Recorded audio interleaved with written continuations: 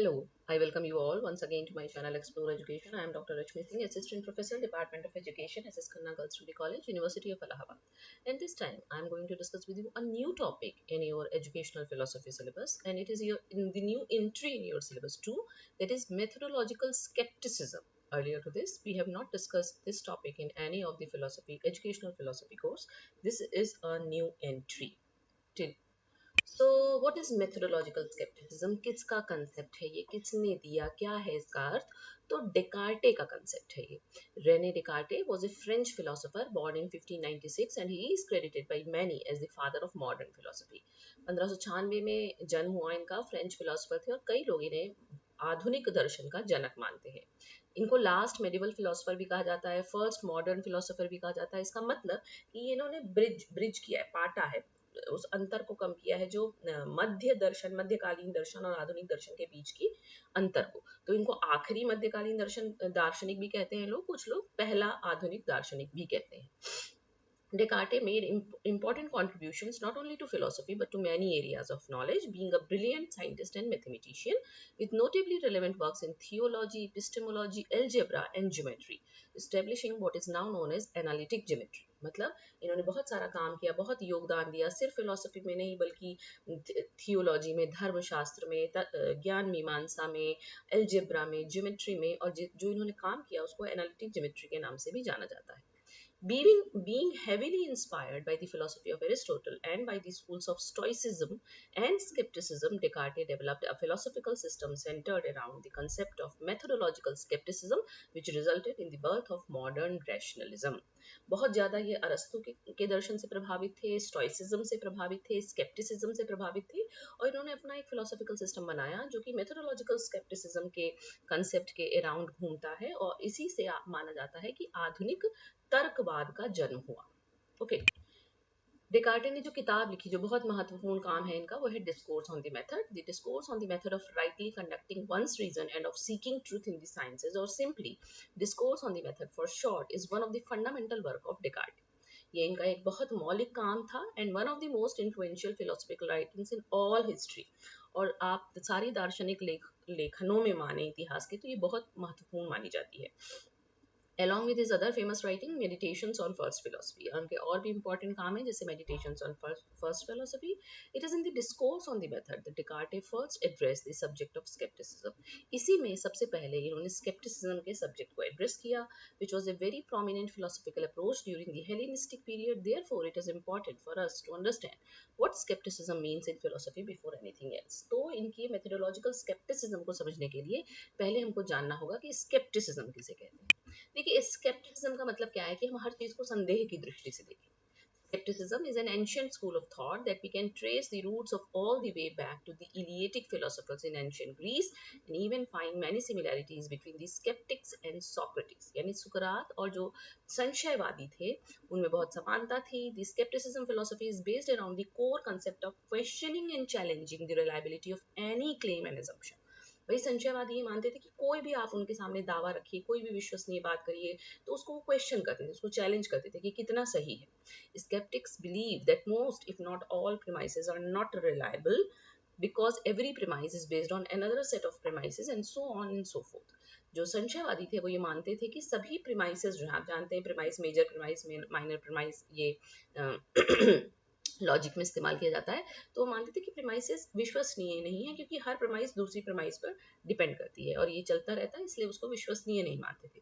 Following that line of thought, the skeptics have a very firm doubt in any sort of knowledge that goes beyond our empirical and direct experiences. इसके अलावा जो skeptics थे वो ये मानते थे कि कोई भी प्रकार का ज्ञान है उसमें वो डाउट, फर्म डाउट, मतलब वो दृढ़ थे, संदेह रखते थे कि कैसे सही है, कहाँ तक सही है, और वो जो हमारे इंपिरिकल और डायरेक्ट एक्सपीरियंसेस के परे है, मतलब जिसको हम डायरेक्ट अनुभव नहीं कर सकते हैं, उसको तो वो और संदेह की दृष्टि से देखते थे. तो इसी स्केप्टिसिज्म पे बेस करके डेकार्टे ने अपना मेथोडोलॉजिकल स्केप्टिसिज्म का कंसेप्ट दिया. This approach is very methodical, बहुत ये मेथड से चलने वाला इन्होंने अपना फिलोसफी दी. As Descartes gradually expands the limits of doubt in a very intuitive and almost playful manner. इन्होंने कहा लिमिट्स ऑफ डाउट को बढ़ाया कि हम संदेह की सीमाएं और बढ़ाएंगे कि इसमें भी संदेह है, इसमें भी संदेह है, इसमें भी संदेह है, इस तरह से. The first step is to doubt all premises just like the skeptics did. पहला स्टेप तो उन्होंने वैसे ही रखा जैसे skeptics ने रखा था कि जितने भी आप premises देंगे वो उसमें डाउट शेयर करेंगे.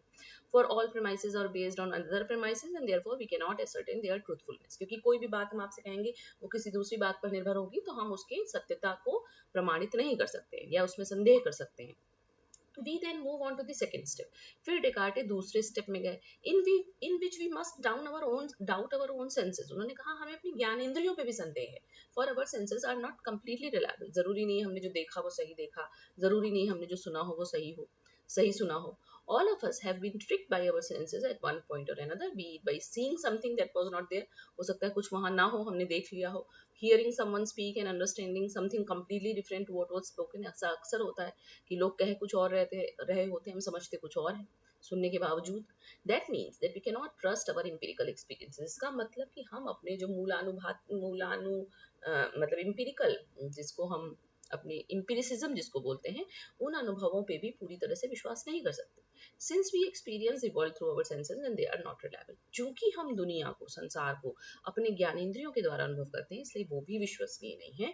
Finally we must try to doubt reason itself. और बाद में उन्होंने इसको और एक्सपेंड करके कहा कि वो तर्क पे भी डाउट करते हैं. If all of our senses are unreliable, what is the justification to believe that our own reasoning is. इन्होंने कहा कि जब सारी ज्ञानेंद्रियां ही अविश्वसनीय हैं तो हम अपने तर्क क्षमता पे भी कैसे जस्टिफाई करें. तो इस तरह से स्केप्टिसिज्म को बेस मान के ये उससे और आगे बियॉन्ड गए और उन्होंने स्केप्टिसिज्म को और ब्रॉडन किया. ठीक है. His approach to skepticism was revolutionary, क्रांतिकारी स्टेप था ये, and paved the way for future rationalist philosopher. और आगे आने वाले तर्कवादी दार्शनिकों के लिए इन्होंने रास्ता क्लियर किया. It is truly amazing how he was able to take the process of doubt to extreme lengths while also establishing reliable principles and absolute truths at the same time. उन्होंने कहा कि अमेजिंग था देखना कि वो कैसे उन्होंने डाउट की प्रोसेस को इतना लंबा और बड़ा किया और रिलायबल प्रिंसिपल्स को एस्टैब्लिश किया, एब्सोल्यूट ट्रूथ हमको बताए. द कार्टेशियन मेथड, इनका जो मेथड था डाउट का उसको कार्टेशियन मेथड या कार्टेशियन डाउट या हाइपरबोले डाउट कहते हैं, आगे वाली स्लाइड में है. Is a purposeful method that does not wish only to disprove false premises but to reach truthful premises in order to craft a well polished system on how to attain reliable knowledge. इन्होंने जो method establish किया उसका मतलब सिर्फ गलत premises को काटना नहीं था, बल्कि वहां तक मतलब सत्य तक आप कैसे पहुंच सकते हैं, ट्रूथफुल प्रेमाइसेस तक आप कैसे पहुंच सकते हैं, कैसे आप रिलायबल नॉलेज को अटेन कर सकते हैं, ये बात थी. Rene Descartes succeeds in doing just that, talking us through a journey from doubt to existence, answering one of the most ancient questions of mankind and proving without a doubt that we do in fact exist. मतलब वहां तक गए ये जहां तक doubt को पूरी तरह से हटा दिया जाए. तो ये इनका मेथोडोलॉजिकल स्केप्टिसिज्म का कंसेप्ट है. और वही हाइपरबोलिक डाउट जिसको कि कार्टेशियन डाउट भी कहते हैं, इस यही मेथड है जो डेकार्टे ने यूज किया रिलायबल प्रिंसिपल्स को एस्टैब्लिश करने के लिए, ट्रूथ को एस्टैब्लिश करने के लिए. It means that we have to always push the doubt further. मतलब इनका था कि हम हमेशा डाउट को और फर्दर पुश करें कि ये है, ये कहाँ तक सही है, दूसरी बात निकल के आई ये कहाँ तक सही है, ये कहाँ तक सही है. ऐसा करते करते आप सारे गलत प्रेमाइसेस को हटा देंगे और आखिरी में आपके पास ट्रूथ बचेगा. Which is why it is dubbed as hyperbolic. Hyperbolic को कहते हैं ना कि अतिशयोक्ति, हाइपरबोले को अतिशयोक्ति कहा जाता है. मतलब हम डाउट की भी अतिशयोक्ति तक पहुंच गए. For only then after doubting everything in every manner, तो हर चीज को आप हर तरीके से डाउट कर करके आप वहां तक पहुंच सकते हैं जहां कि आपको सच मिल जाए और जिस पर डाउट न किया जा सके. ये इनका कंसेप्ट रहा. तो की एस्पेक्ट के देखें तो डाउटिंग नॉलेज क्लेम्स, जो भी नॉलेज क्लेम है उसको डाउट करना. Methodological skepticism involves questioning the validity of knowledge claims, including those based on sense experience, reasoning and authority. जो आपने अपने sense experience से लिया उस पर भी डाउट कीजिए, जो reasoning है उस पर भी डाउट और authority पे भी डाउट.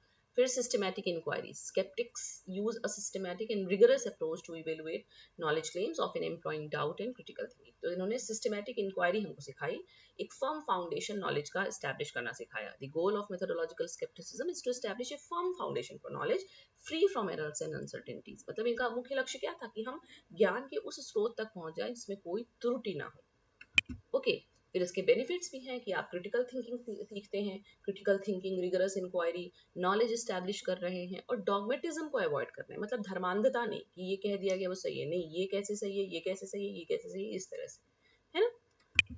और फिर इसके एप्लीकेशंस फिलोसफी में तो है ही, फंडामेंटल अप्रोच है, साइंस में भी है, और क्रिटिकल थिंकिंग में भी है।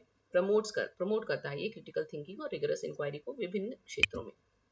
तो अगर हम इसको समराइज करें, तो this approach help Descartes establish a foundation for modern philosophy by leading to the realization that while one can doubt existence, the very act of doubt confirms that there is a thinking subject। उन्होंने कहा कि जब हम अपने अस्तित्व पे भी doubt करें, तो फिर आप एकदम हर गलत बात को डिसप्रूव कर सकते हैं, हर गलत बात को हटा सकते हैं और सत्य तक पहुंच सकते हैं।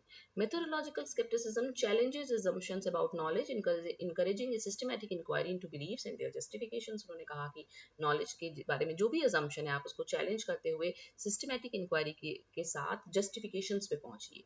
The practice of doubting sensory information laid the groundwork for a more scientific understanding of the world, promoting rigorous questioning in various fields of inquiry। यानी कि जब आप अपनी सेंसरी इंफॉर्मेशन पे भी डाउट करेंगे, तो इसने एक साइंटिफिक अंडरस्टैंडिंग के लिए ग्राउंड वर्क तैयार किया। And by emphasizing the importance of doubt, methodological skepticism has influenced various branches of philosophy, science and critical thinking approaches throughout history।